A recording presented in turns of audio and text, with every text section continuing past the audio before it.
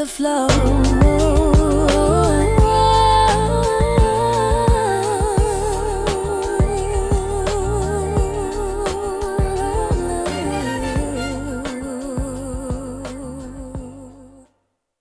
Welcome back to the Elephant in the Room podcast, the place where we talk about everything that everyone is thinking, but not necessarily saying out loud. My name is Danielle, and this is my beautiful co-host, Nicole. Hi, Nicole. Hey, Danny. And today we have a very special guest, a man about all the fun and games. We have Mike Cowboy Fly Carter. He's fun, he's sharp, and if you see yourself in his jokes, just mind your business. So make some noise for, even if it's just in your car, just make a little bit of noise for Mike Cowboy Fly Carter. Okay. Cowboy Fly. I don't like to talk about my life a lot. Like right now, I just turned 40, and dating at 40, it's a whole different ball game right now. You know, so like I'm dealing with different types of women. Like for instance, I kind of like dealing with ratchet women, but it gets kind of tricky when it comes to ratchet women, right? So, what the thing with dealing with ratchet women is, it get kind of tricky when it comes to the food. I was dealing with this ratchet girl one time, and I went to her house, and she wanted to feed me. She said she was gonna cook for me. And I don't know if y'all ever had ratchet meals before, but this girl made me a lemon pepper bologna sandwich and hot dog soup. Like, I didn't even know there was a thing before. Like, I didn't know you could make wet hot dogs. Like, it was wow. Wow, it's crazy. I'm dealing with a lot of stuff. Like me personally, I've come to the terms with the fact that I might be the problem, but it's because I'm kind of picky about the type of women that I like. And I accept it. Like, for instance, I like colorblind women. I know that might sound weird, but if you really want to know why I like colorblind women, it's because they never see the red flags when they're with me. That's why I like colorblind women. You want to talk about the group chat? Yes. All right. So, tell us about the meme you sent us in the group chat. I sent the game. He was being interviewed on I think it's the Shade Room posted it. I don't remember who interviewed him, but It was a Shade Room. it was a Shade Room. Yeah. Okay. He was talking about cheating and how to do it. What did he say? Respectfully, that's here. That's this thing. There's respectful cheaters that Is there respectful cheating? there is respectful cheating. What is respectful cheating? Respectful cheating is never embarrassing your woman in public or never letting her find out. Now, she doesn't find out and you've never embarrassed her, nobody could ever bring anything to her that will make you suspect. Is it cheating? Yes. How? You don't know. You know. Okay. So, respectful cheating. What the hell? What's respectful cheating? He said, as long as she don't find out and you're not embarrassing her. So, if you're cheating, basically if you don't get caught, that's respectful cheating. That's what it sounds like to me. So there are so many lines. When I went to read the comments, someone said it's not cheating if you're not married, because by law, just because you have a mate, it really doesn't count. Then someone was like, monogamy is Barbaric or what? a joke. Yeah. Really, all men cheat. And one person was like, cheating is not just physical. You could have like a work relationship with someone where you share yourself. More do you share with yourself with the person that you lay with every night and pay bills with. So cheating is, it's like a variation. Yeah. Everybody automatically says, oh, it's about smashing. That's the last leg of it. The cheating starts with the staring, the looking, the longing, the wanting. You're talking about emotional cheating. Yeah, and then it carries over, unless you're just like a sex addict or something, you got some type of problem. They were talking about how it's just so many different ways that It's a lot of different ways to cheat. look at it through the lens, because somebody married 40 years, cheating that's serious. And then someone who dating someone for 90 days and then they want to cut their tires because they went back and slept with someone else. Sounds stable. That's what I'm saying. So that's what the comments. But as far as the game, everyone knows he's never been married. I think that's hilarious. I think he know that he full of crap. I think he was doing it for wow factor. Well, he just had a baby by Evelyn. I don't know her last name. The pretty one from the basketball wife. Yeah, that's her daughter. He just had a baby by her. And I don't know what message you send when you speak like that, but I don't know if it's for entertainment That's or what I think it was for entertainment. Like, it's for wow factor. It's to stay relevant and to be viral. Some people just say things just to get attention. And from just the verbiage and the language he used, that's what it sounded like, that it was just for entertainment purposes. My perception of cheating is based on the couple's understanding, because every relationship has its own dynamic. And I'm not talking about poly and all this stuff. I just mean two people come together with an understanding of what they consider to be cheating. Because one couple may say, no, you can't look at anybody else that's cheating. And then somebody be like, well, as long as you tell me about it, and as long as you are communicating with me, and as long as you're honest, then no, it's not cheating. So it's variated based on each couple. I personally find work wife and work husband disgusting, because 9 times out of 10, you're not telling your actual husband and wife what's going on at work, and you being messy, and you being just, it's just disgusting to me. I don't like that term. I don't like it when I see it at the workplace, but it's not my business. So would you forgive if someone cheated on you? it's based on situation. How did you cheat? What was happening? What was happening between us? What would be like a boundary, A deal breaker? like just that's it. Just the lies. The deceit. The deceit and lies. You can bounce back from pretty much everything, but once you lose trust in a relationship, it's really hard to get it back. And most people can't bounce back from feeling betrayed and like, I can't trust you, because then throughout the rest of the relationship, you're wondering, what is he doing right now? Who are you on the phone with right now? Who's texting him right now? Takes over party. Yeah, it takes over your mind, so you can't focus on the relationship. You focused on the insecurity at this point. So it's a tricky situation based on each individual person, in my opinion. But what the game was talking about, it was pure entertainment. That was pure trash. He definitely got a lot of views. It's like respectful cheating. It's like an oxymoron. Being disrespectful and deceitful is wrong on all levels.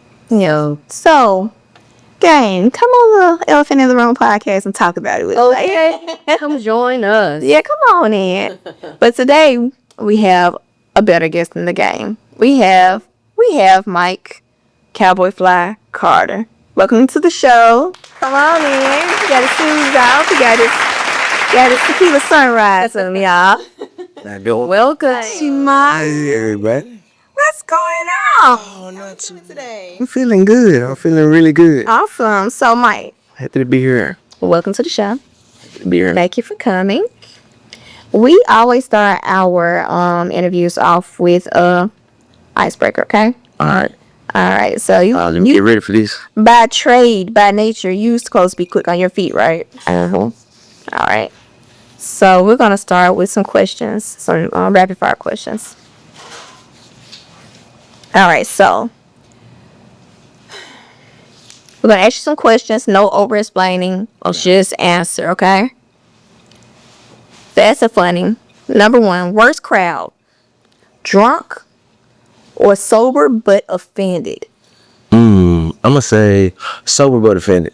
Why is that? Because drunk people is like, you expect everything out of drunk people. They gonna be drunk people. But sober but offended, it's like people in their right mind at the time. Like, I gotta rethink what I'm saying to these people if I make them feel some type of Boy, because people be sensitive now, like, it will area. gotta get cancel quick. Really sensitive. All right, would you prefer an open mic or a paid gig? I mean, of course, a paid gig, but that's a different dynamic though, because like at open mic stuff, I'm free to mess around and do some stuff. Right. Yeah. So, but of course, it's always paid gig. It's Like, just you want the money. Yeah. Nobody wants to go to work for free. Okay. Okay. I mean, it's certain jobs that you love and you would do for free. You know what I mean?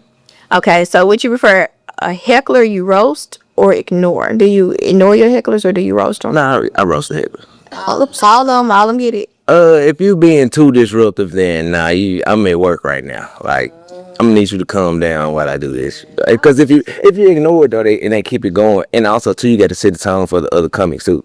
So if you go ahead and shut it down, it makes a better show for everybody involved. Well, that's how I look at it, at least. It makes sense. Comedy club or random bar with bad lighting? Comedy clubs are more fun because the crowd are usually there to laugh. To laugh, yeah. Yeah. Okay. What's something people laugh at in your set that shouldn't be funny but is? When I talk about my kids.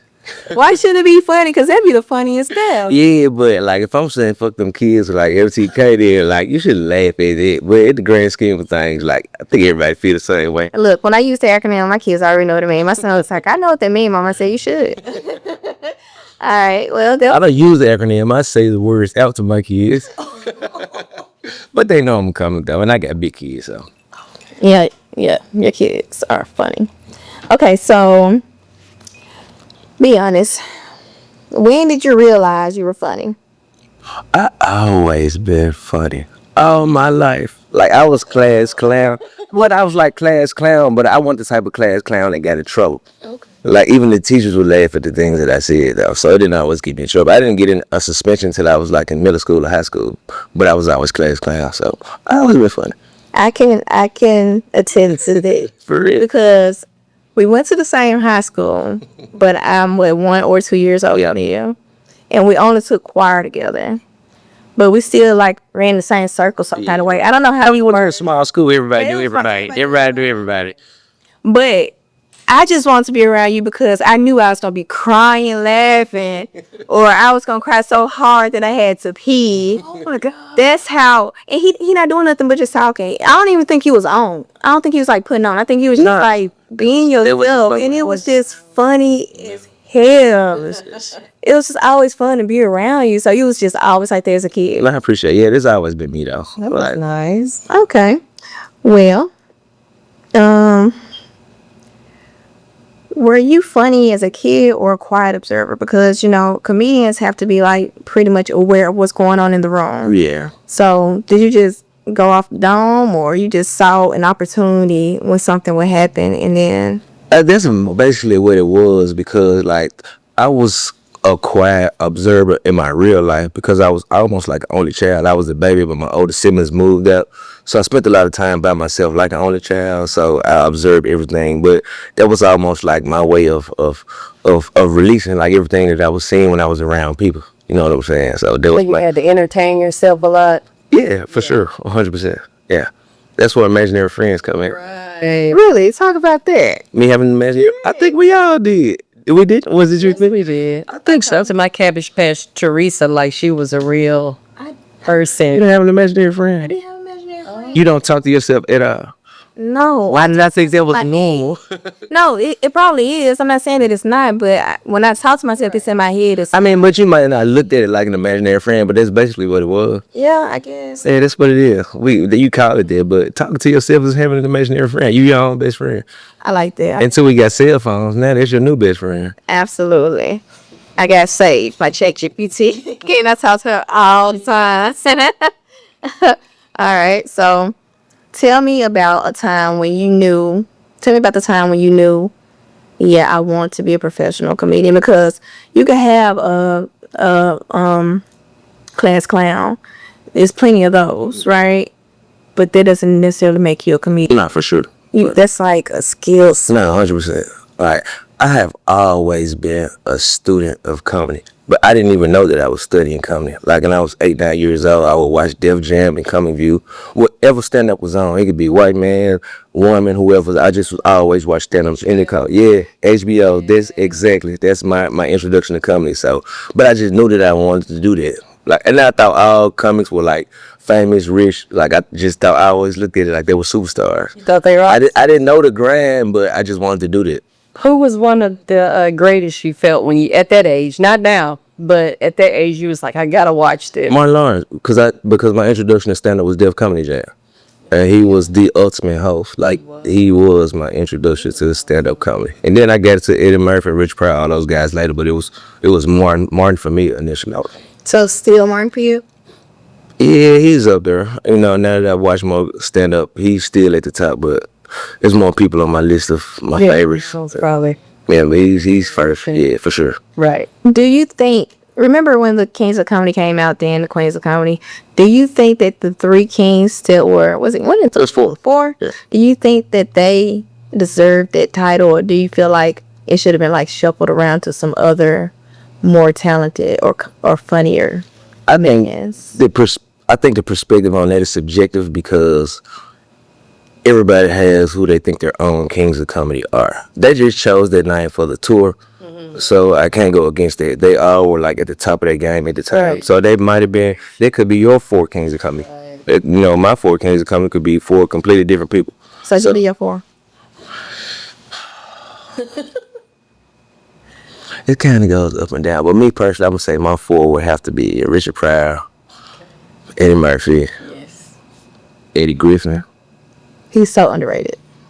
and I'm gonna have to go with Michael Collier.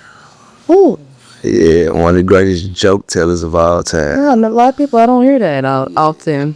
Did you watch the Netflix special with Eddie Murphy? Did you get to see some of it? 100%. How do you feel about him not winning an Oscar ever through his lifespan of Nah, that's 18? yeah, and I'm glad you brought that up. But I didn't never think about that until I watched it, and I noticed like what he said on the Oscars that time, like it led into him not winning the Oscar.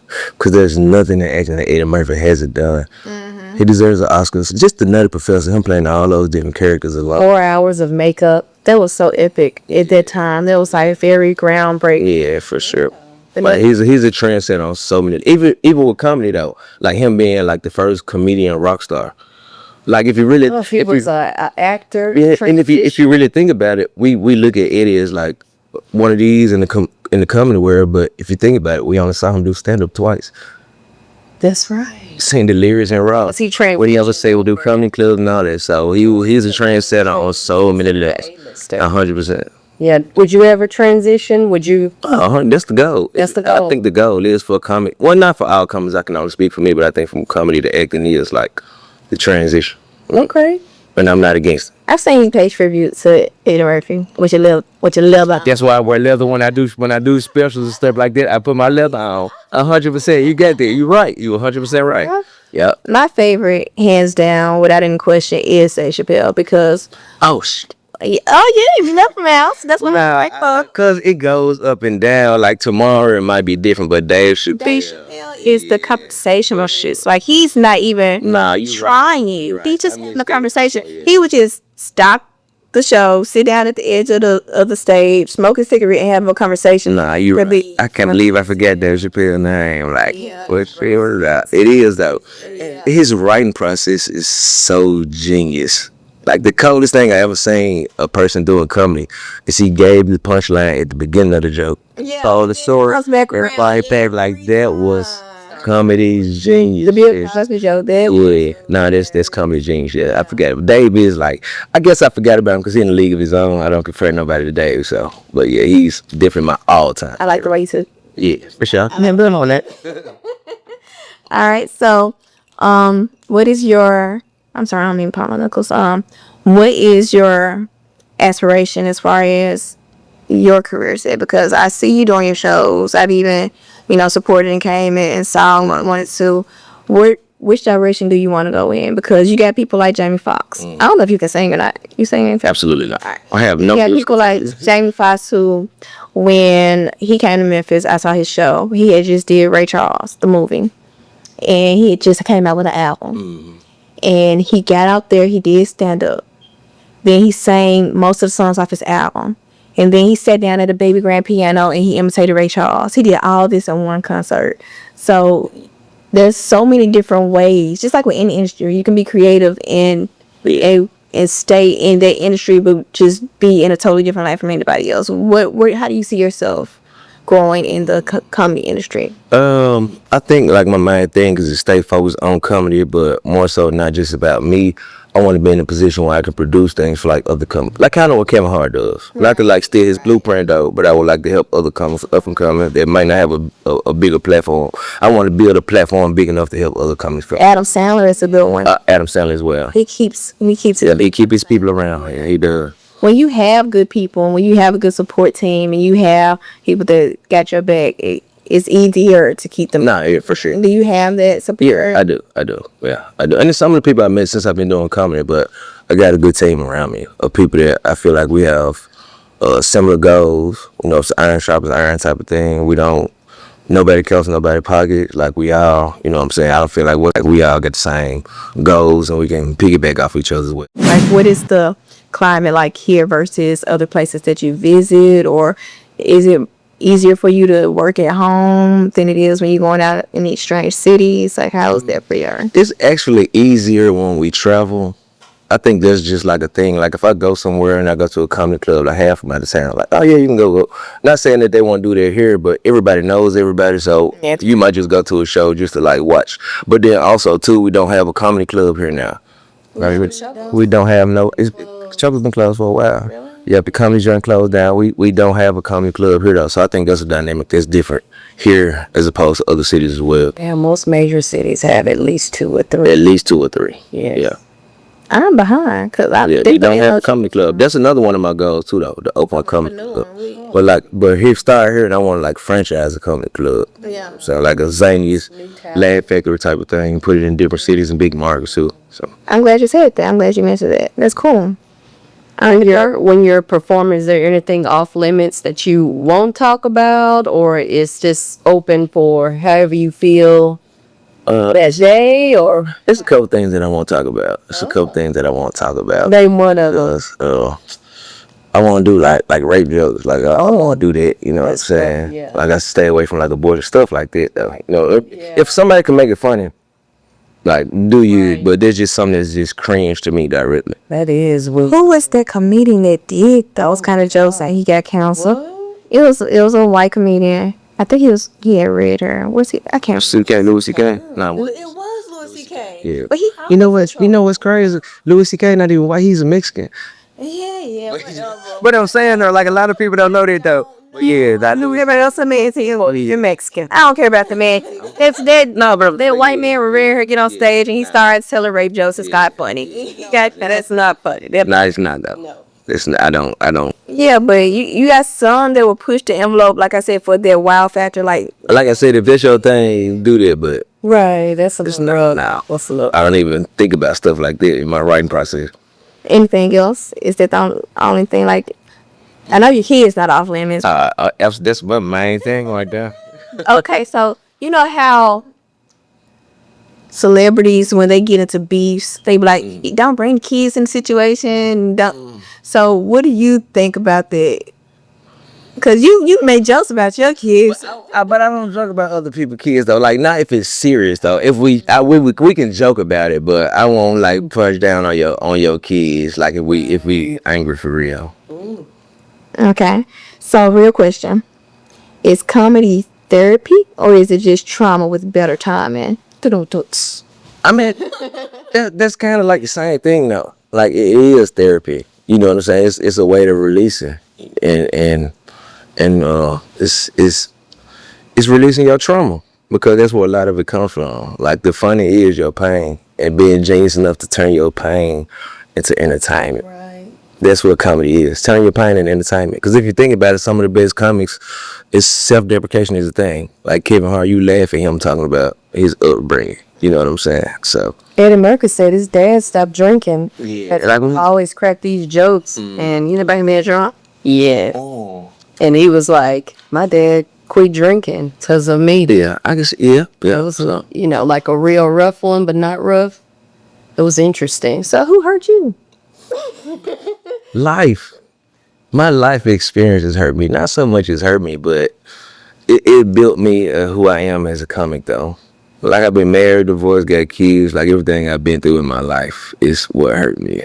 Anything in particular where you were a kid? Because you say you've always been funny. You've always been that kid with the jokes. So is there anything that you can think about that you were like using it as a defense mechanism for? It might not be a defense mechanism. Like now that I think about it, you ask me that, it might be a way of getting some attention that I wasn't getting. By me being like almost like an only child, my older siblings gone, and spending a lot of time by myself, that might have been the attention that I was seeking. Yeah. And I didn't even think about it like that. Teachers asked me that, but I think that might have been what it is. Though. Yeah. Are you close to any of your siblings? Oh yeah, we're pretty close. Yeah, we got good relationship. We just our age gaps are so far apart. So when I was going in middle school, my brother was already gone, my sister was already gone. So that's why I spent a lot of time by myself, like growing up. So how do you feel about your daughter Maddie being a mini you? how did that even start? Like, when did you notice, like, dang, that kid got time? And you know what I mean? Like, She has always had personality. Like Maddie has always been Maddie. Like people ask me about Maddie, like she's a whole like now she's my child. Like hey, when last time like almost like when last time you talked to Maddie type of back. Like Maddie's her own person. So the fact that she got that personality, she's a people person. I feel like it was ideal for her to. And then not only that, like her doing comedy as well. It's not about her being a comedian. She don't even know it, but she learning life skills too. Like the confidence that it takes to go on stage, public speaking and things like that. So I was looking at it like that more so from that than here. comedy. Same thing about you. Because take a lot of confidence. Not for sure. 100%. And she only does it like in rooms where I'm at, in front of adults. She don't even do kids shows. They're not going to get it. Yeah, for sure. They're not gonna get Yeah, exactly. So what about your son? Is he funny too, or you just... He's funny in his own way. He's more introverted. Like he's introverted. His comedy is like dry, but it's like yeah, for sure. But it's just him being him. He's naturally funny, but like you gotta know him because he don't speak around people. I got one of those. Like you gotta know him. But when he talks, like he's hilarious. Like he is hilarious. It seems like he's more into the fashion of when it comes to like comparison of you or Yeah. being like you. He's more on the fashion side of shit. He's more business minded too though. Like if I had to hire my kids, like I will manage Maddie and Caleb can be like behind the scenes making the phone calls and stuff like this.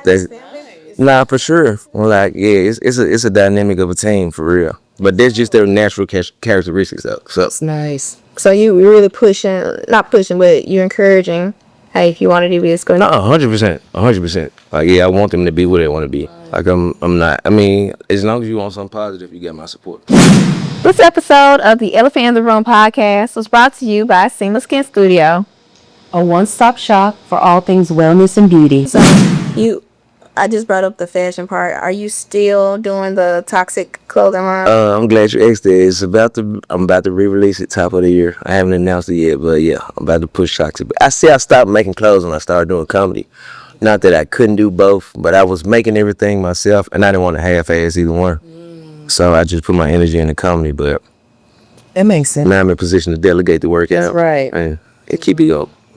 I love that you are highly fashionable. I think should try to be. I like it because you're not just, tunnel vision on your fashion, and you're not, shy away from certain style. 100%. How did you come up with the Cowboy Fly?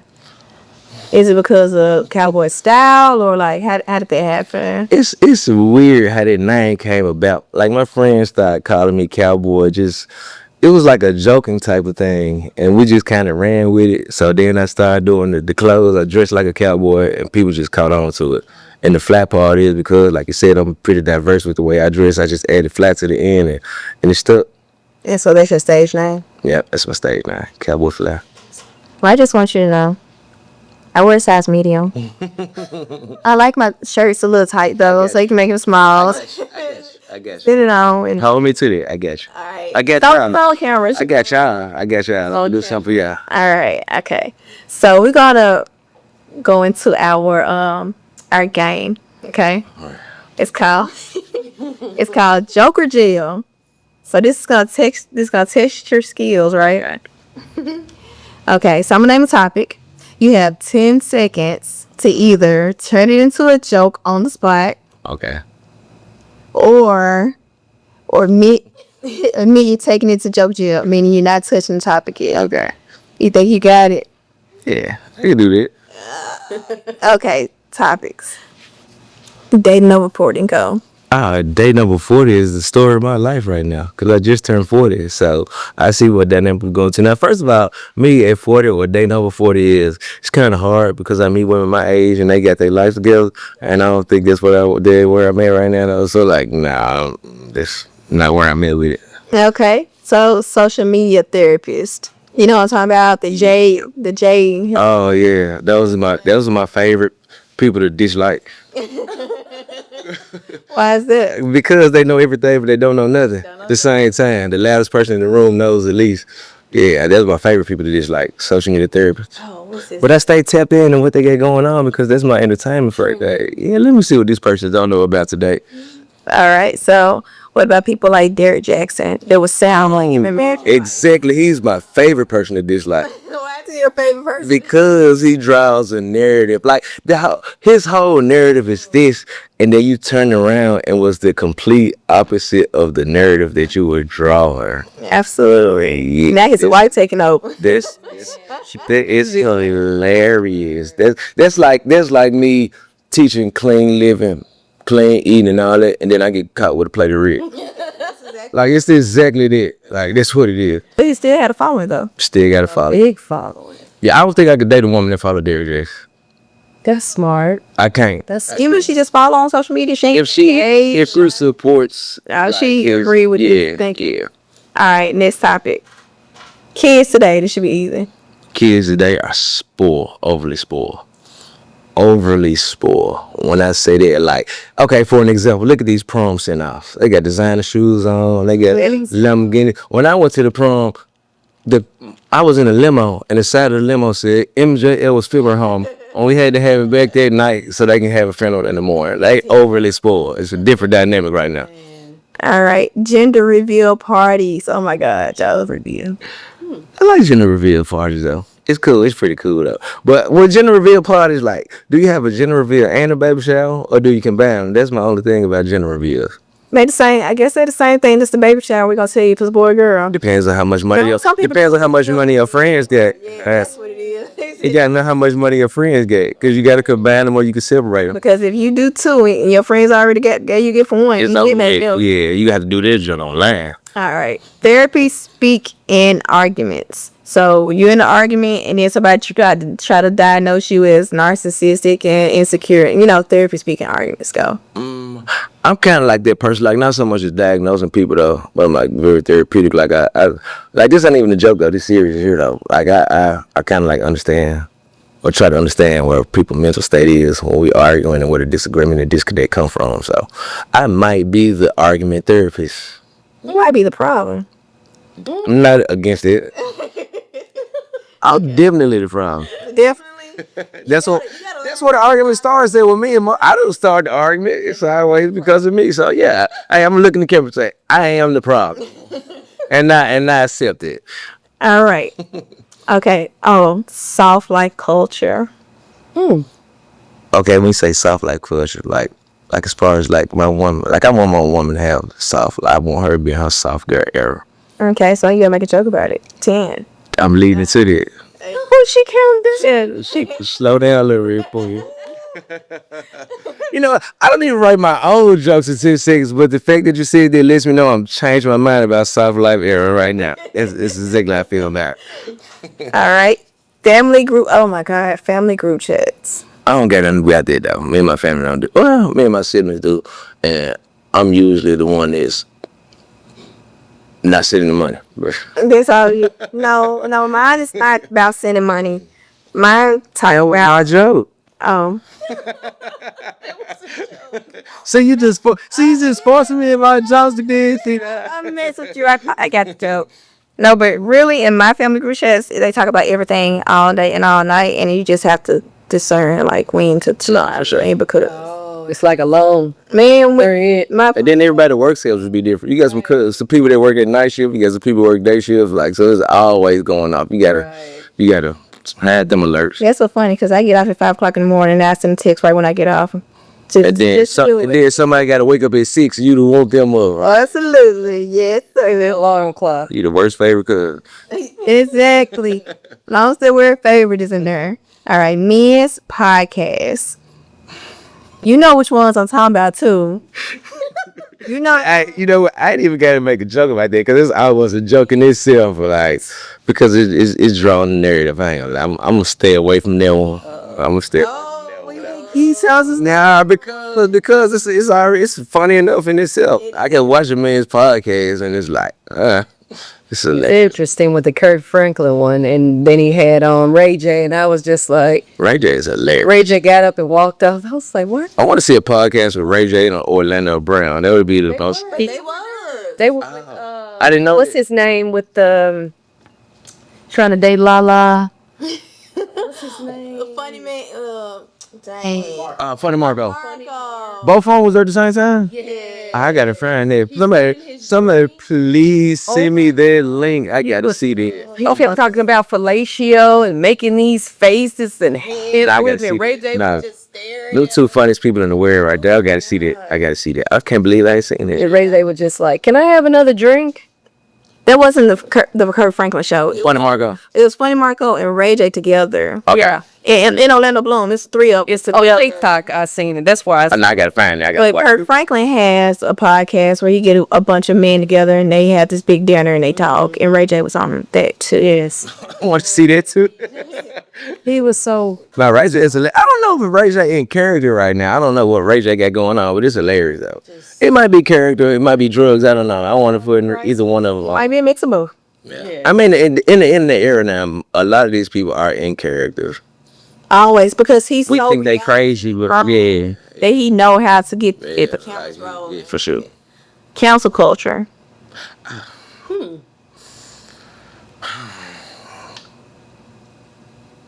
Oh, well, I don't know. Cancel culture is weird because Bill Cosby. That's the joke. That's a good one. Okay. Oh, but I'll say, all right. So, cancel culture. We got Bill Cosby. Is Diddy a part of cancel culture? It's like Kelly a part of cancel culture. I ain't gonna lie. You know what's crazy? You said that. Respectfully, I will say this. R. Kelly was the first person that I actually counseled, like in my own mind. Like Completely out. So song come on, you turn it off. Yep, I did. I don't know. I can't say I'm right or I'm wrong about it, but I really did. Just because of his character. Nah, just because of the allegations is like what. That's it part of was. Yeah, right. What yeah.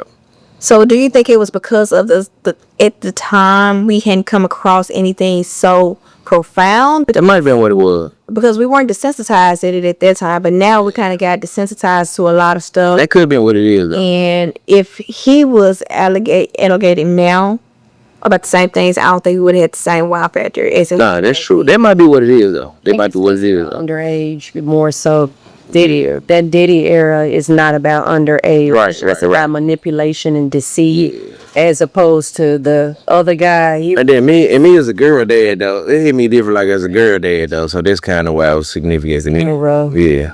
Like when it comes to me being a girl dad, I'm assuming like that's the reason, though. But when I heard it, it's like, Yeah, but it's a problem when R. Kelly do it, but when Nickelodeon do it, they get away. nah, for sure. It's not a problem. It's just you need more evidence, and you need more. You can't be circumstantial.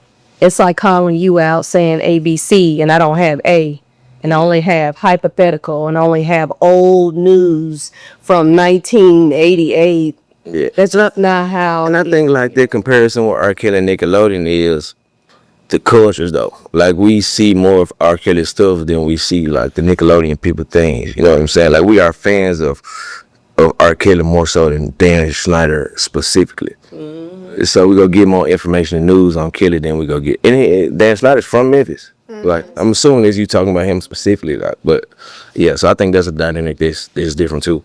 But isn't that what cancel culture is? It's where you just cancel people because you feel like it. Like, No, for sure, because you really can't counsel anybody. You can't. Like I don't feel like I can be counseled, and I'm new, but you can't counsel me. I mean, but Twitter ain't got a hold to you. What is it? No, it's bullshit. All right. All right, guys. Thank you for tuning into this episode of the Elephant in the Room podcast, and we're going to send you off with the talents of Mr. Cowboy Fly himself.